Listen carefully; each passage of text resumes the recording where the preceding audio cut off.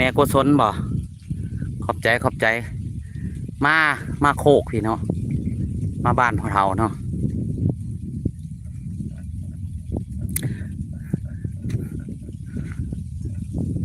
จะเขาอยู่ไสเลยจุนะอันนี้หากมาเนาะมาบ้านพ่อเฒ่าแม่นเบิดเลยนาเพิ่นเนาะ9 เฮกตาร์9 9 6 6 9 54ประมาณ54ไร่เนาะ54ไร่เนาะกว้างสุดสายตาแต่ว่าตรงนี้เพิ่นบ่ทันได้ปั่นเนาะโตเพิ่นปั่นตัว300 กว่าไร่หั่นเพิ่นปั่นนะได้พุละ20ปลายไร่เนาะของผมนี่ตกอยู่30 ไร่เนาะ30 ไร่เพิ่นปั่นเนาะ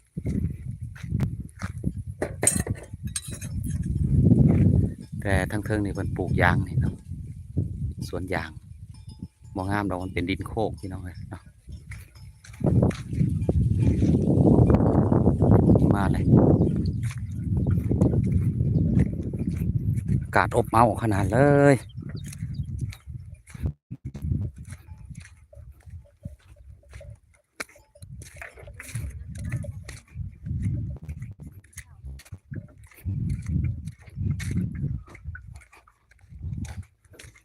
ฮ้อนแห้งแดดประมาณบ่าย2 โมงกว่าฮ้อนขนาดเลย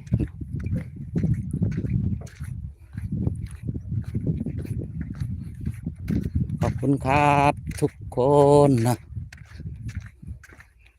เพื่อนป้าลุงเอาอานะ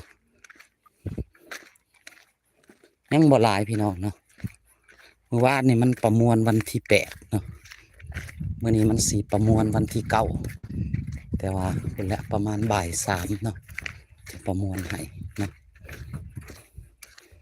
มาโคกมาป่าพี่เลยพักขี้เล็ก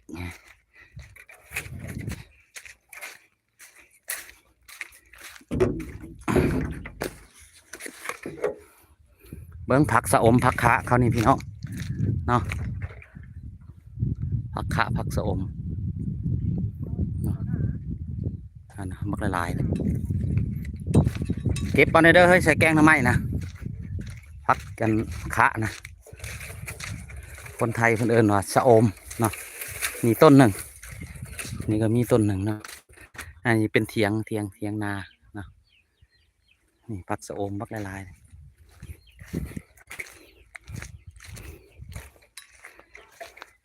ตัวนี้ก็เป็นยางที่เขาต่อตาเรียบร้อยแล้วพี่น้องคนปลูกไว้เนาะนี่เป็นเทียงนา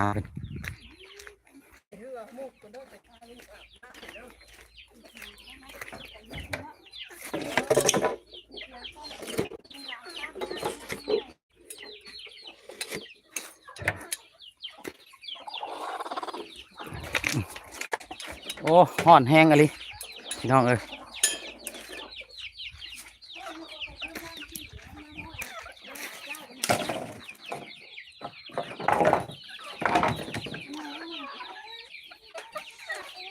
กุ๊กเป็ดไก่ร้ายขนาดนี้เนาะเฮ้ยร้านข้าวให้แน่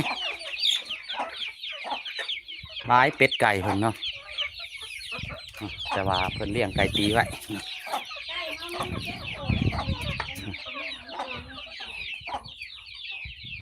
เอามาวานนั่นเลยเฮ้ยฮ้อนพี่น้องเลยผู้ใดนอนี่เนาะคุณเกษตรเงินบ่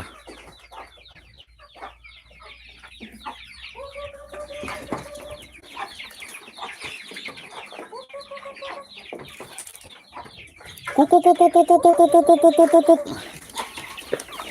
ไปไกลๆเหรอเป็ดไก่เพิ่นหากะปกติมันก็สิ100 ปลาย200พุ่นแล้วเนาะ